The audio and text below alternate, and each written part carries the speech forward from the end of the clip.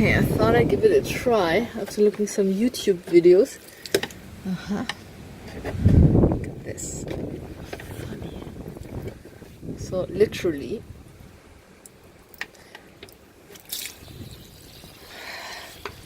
the sloshing sound. I can't believe it. Actually, I must quickly get a bucket because we are in that drought. I can't lose that water. So continue filming. Take it off again. Let's see how much comes out there.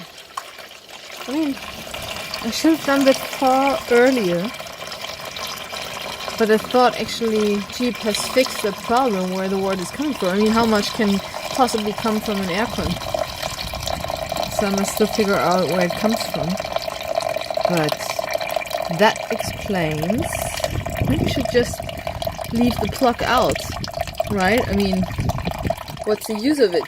The water has to actually exit. So that's the water now. But I guess there's even more inside because it's just the car is not parked now evenly. But that's amazing. I mean, that explains the sloshing, you know. And when I had it back then at Jeep, they just said no, they have to rip the whole inside out. And then I watched a YouTube video and I said, hey, please just make sure, you know, I will pay for it, but first make sure that you have checked on that. And then they came back to me and said, out of courtesy, they don't charge me. Well, of course not.